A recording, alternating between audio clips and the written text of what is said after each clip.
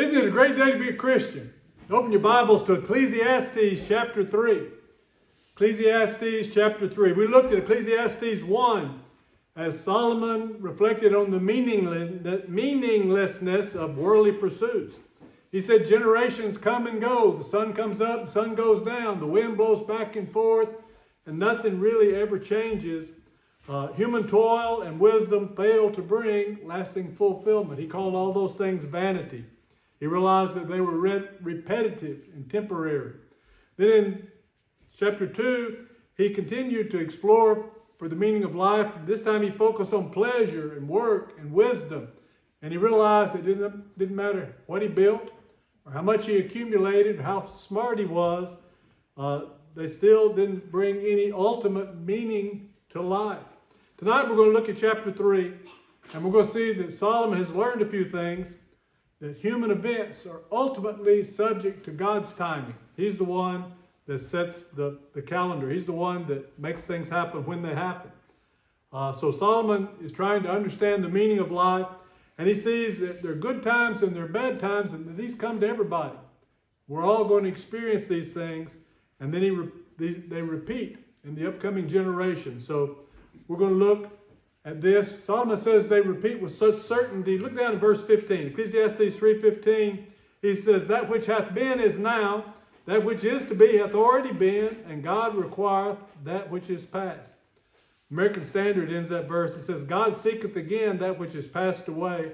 Basically Solomon's saying, things that have already happened are happening again. Things that are about to happen have already happened. We're going over and over the same thing. Where is the meaning in it? Well, the wise man will understand. There's a saying, those that fail to learn from history are doomed to repeat it. And that's basically what Solomon is saying. The same things are going to happen. Circumstances may be different, but the same things that happened to people generations ago are happening to us. Same things that are happening to us are going to happen to those who come after us. Circumstances may be different. We may be driving more modern cars, or we may have cars. Things change, but basically the same emotions, the same situations that came up centuries ago are still going on now. Solomon is going to remind us in Ecclesiastes 3 that there's some things beyond our control. What's important is how we deal with those things. For example, it doesn't matter how rich or powerful we become, we're still going to have sickness. We're still going to have sorrow. We're still going to face death.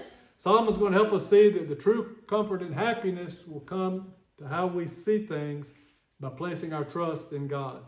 Man should make the best of the life that we're given, make the best of the opportunities we have, while seizing opportunities that God gives us.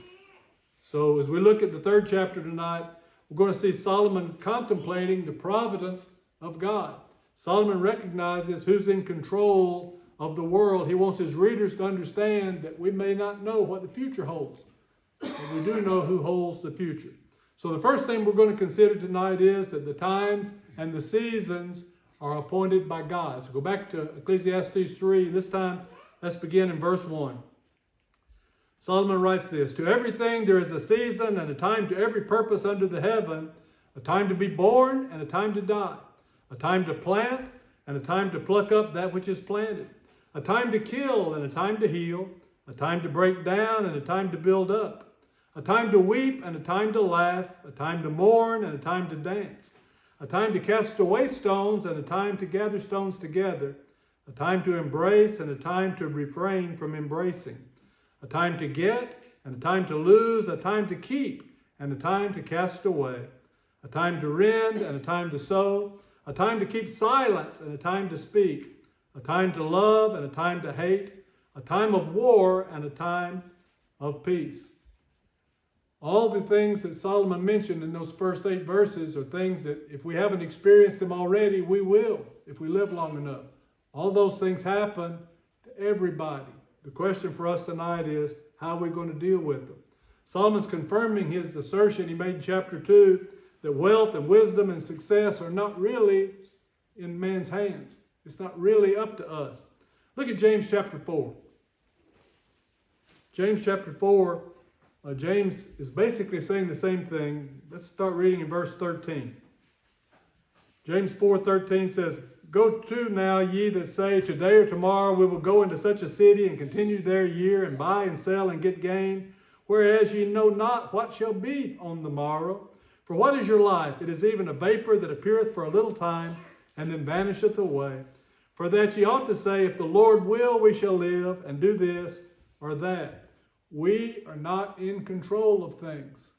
What happens to us is dependent on God. And Solomon said there's a time for everything. Go back to verse 2. He said a time to be born and a time to die. All of us were born. All of us are going to die if the Lord doesn't come back first. But we didn't have any control over when that happened. None of us picked our birthday. We couldn't say, okay, that's the day I want to be born, because we weren't here to be involved in that. In like manner, we're not going to pick the day we die. Now, some people say, well, I'm commit suicide. Okay, then you took your life before it was time for you to die. But God determines those times. There's a time we're all going to be born. There's a time we're all going to die. We don't have any control over that. That's God's job to decide. Hebrews 9 verse 27 says it's appointed to man once to die, and after this the judgment. Birth and death have their appointed seasons. We're all here now. We won't always be here. There's a time to die. Then verse 2 continues. It says a time to plant and a time to pluck up that which is planted. If you've ever been around farmers, if you've ever tried to grow a garden, you realize that's true. There's a time to plant, and we don't get to determine when that time is. Now, there's some people that rush the gun. We see farmers that run out, and it's a little warm right now, so they go out and they start planting, and they get a lot of the crop in, and then all of a sudden there's a late frost, and whatever grows up dies, and it freezes, and they've lost all that. Why? Because it wasn't time to plant when they thought it was time to plant. There's a time for that, and it may vary from place to place. The same time to plant here wouldn't be the time it is someplace else, but there's a time when that's when you're supposed to do it. It always works. It also works the other way. There's a time to harvest. Think about it. What if your farmers decided, well, the weather's really nice, instead of planting, I think I'm going to go on the lake. And so they spend all spring and summer out fishing on the lake, and they don't put the crop in, and then it gets close to harvest time, and they say, well, I guess I better run out and put some in the ground if I'm going to harvest it. So they go out there and they plant their crop in the fall. Well, that's not going to work, because the winter's going to come. There's a time to plant, because there's a time of harvest, and you don't get to decide when those times are. Those things are in the hands of God. Do you remember the parable of the soils? There's a spiritual application to this as well. Look at Luke chapter 6. Luke chapter 6, Jesus tells the parable of the soil. I'm sorry, it's Luke 8. Luke chapter 8. Jesus tells the parable of the soil. And then down in verse 11, he explains the meaning of it. He said, now the parable is this. The seed is the word of God. Those by the wayside are they that hear. Then cometh the devil and taketh away the word out of their hearts, lest they should believe and be saved. They on the rock are they which, when they hear, receive the word with joy, and these have no root, for which a while believe, and in time of temptation fall away. And that which fell among the thorns are they which, when they have heard, go forth, and are choked with cares and riches, and pleasures of this life, and bring no fruit to perfection. But that on the good ground are they which, in an honest and good heart, having heard the word, keep it, and bring forth fruit with patience. The fact of the matter is that men's hearts change. Sometimes a heart that was hard will be softened. There'll be some circumstances that will happen that will cause them to be more concerned and be more open to the gospel. We don't control that. Our job is to sow the seeds. God controls the times. He controls the hearts of men. So our job is to plant. There's a time for that. The time is when anybody is acceptable to it. When anybody will listen, that's the time to plant. Go back to Ecclesiastes 3. Verse 3 says a time to kill and a time to heal. There's a time to kill. Genesis 9:6 establishes capital punishment. It says, whoso sheddeth man's blood, by man shall his blood be shed, for in the image of God made he men. God created man in his own image. If somebody kills somebody, they deserve to die. That was ordained by God. That's the time to kill. Likewise, there's a time to heal. Go to Luke chapter 5, verse 31.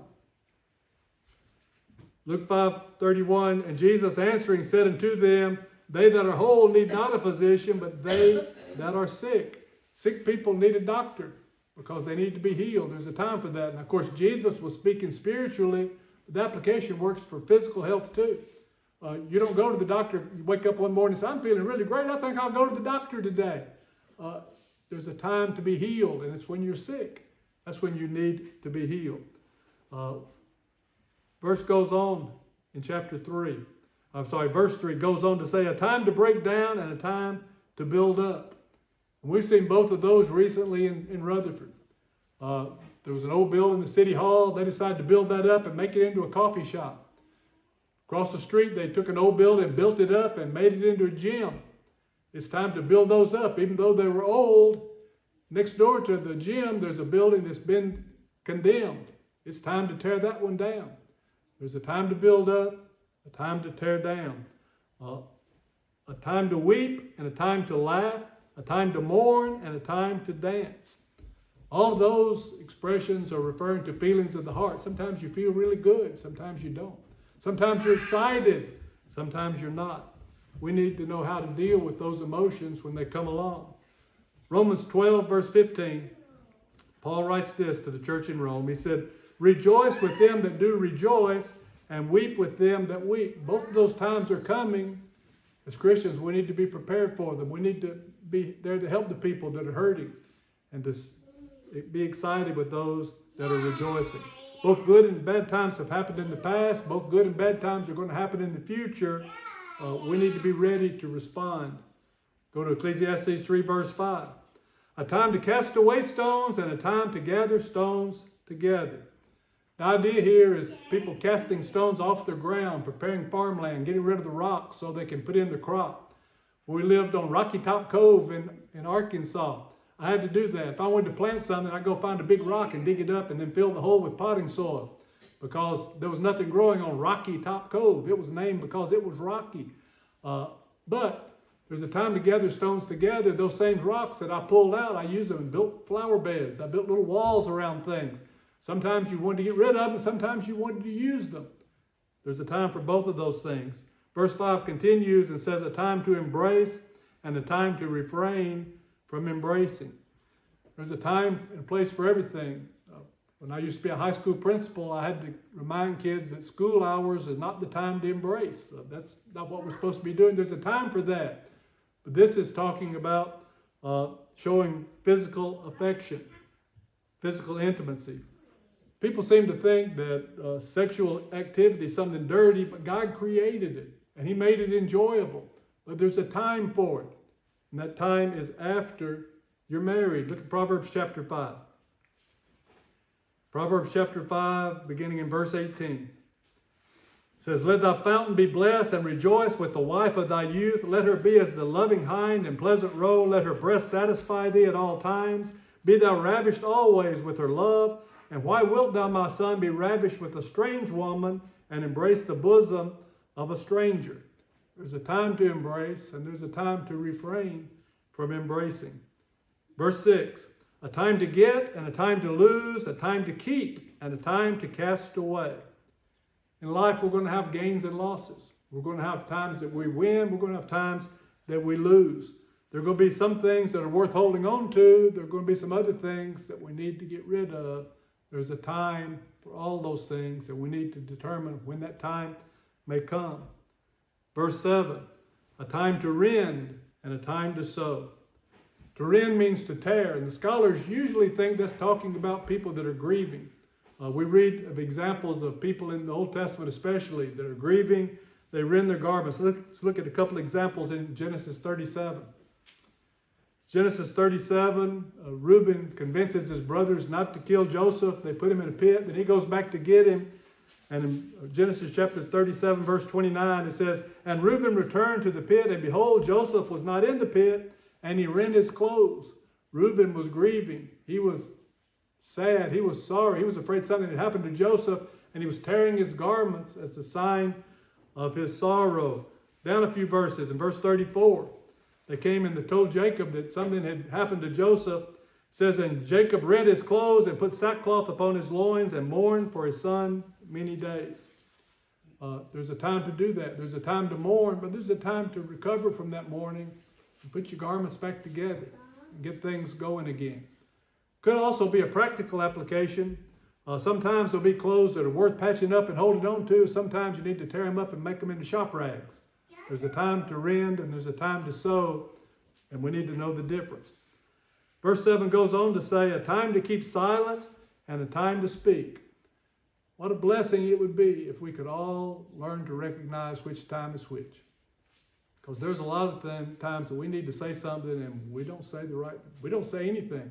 We let things go unsaid that need to be said. Sometimes you need to talk. You see somebody that's in danger, you need to tell them, stop, there's a car coming. There's times to speak up. You see somebody hurting, you need to offer them encouraging words.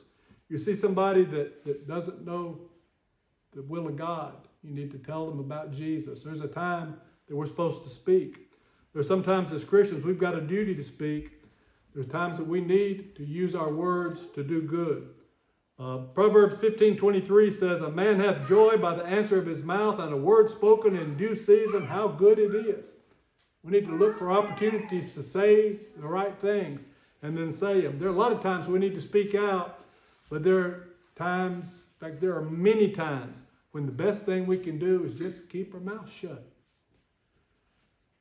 How many people do you know that don't have a filter? When a thought pops into their head, it just shoots right out their mouth.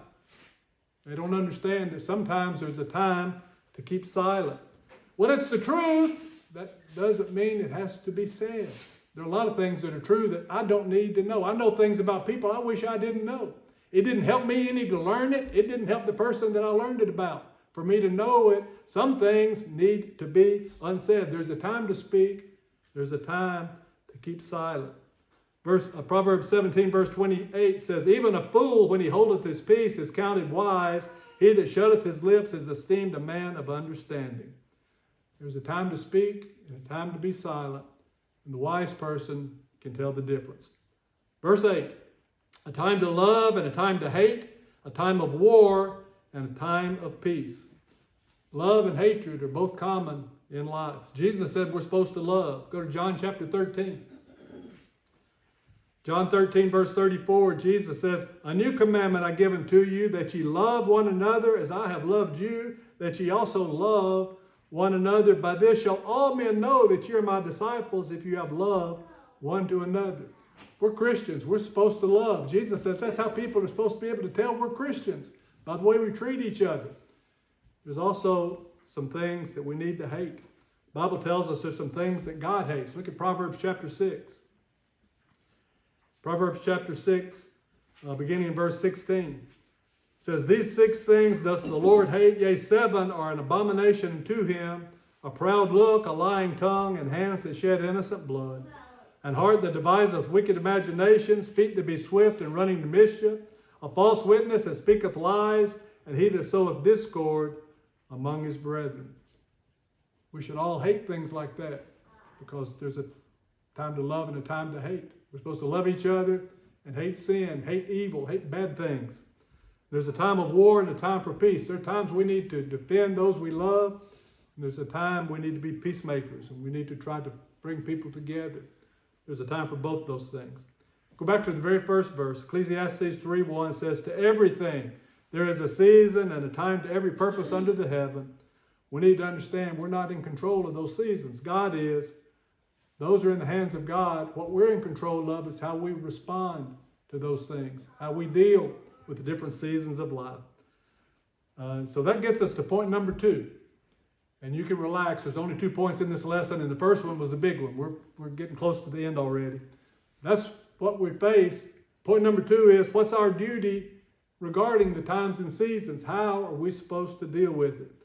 Because there are laws that establish what's going to happen, and the things in our lives that are beyond our ability to regulate. Solomon asked in Ecclesiastes 3 verse 9, what profit hath he that worketh in the wherein he laboreth? In other words, since I'm not in charge of the times and the seasons, since all these things are going on, what good does it do me to work? What difference does it make?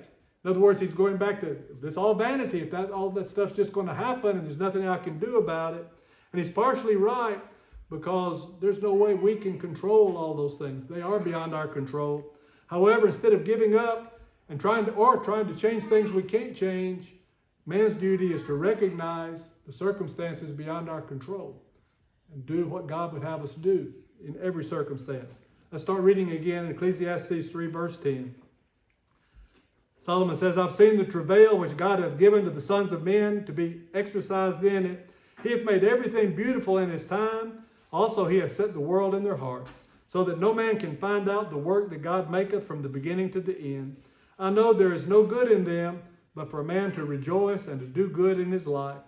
And also that every man should eat and drink and enjoy the good of all his labor. It is the gift of God. I know that whatsoever God doeth, it shall be forever. Nothing can be put to it, nor anything taken from it. And God doeth it, that men should fear before him. That which hath been is now, that which is to be hath already been, and God requireth that which is past. We need to understand that everything has a purpose in God's scheme, and we don't have to know that purpose. We can't see that purpose. We can't fully appreciate the beauty of God's creation because we're looking at it as an unfinished product. God knows what he intended. The human view of life is being compared to looking at a bedspread from the bottom. If you look under a bedspread, it's got this beautiful embroidered pattern on the top. On the bottom, it's just strings and knots. It looks like a mess. That's how it is when we look at life and we say, this is all messed up, but we're not looking at it from God's view. God's looking at life in view of eternity. When we understand that, we'll understand the wisdom of that old hymn. Farther along, we'll know more about it. Farther along, we'll understand why. Cheer up, my brothers. Live in the sunshine. We'll understand it all by and by. That's the perspective we need to take. I don't understand this right now, but I will. If I just trust in God and do things the way he wants me to do it. Our duty is to make the very best of what we've been dealt. To do the very best with what God has given us. Look at 1 Corinthians chapter 10. 1 Corinthians chapter 10, verse 13 says, there hath no temptation taken you, but such as is common to man. But God is faithful, who will not suffer you to be tempted above that ye are able, but will with the temptation also make a way to escape, that ye may be able to bear it.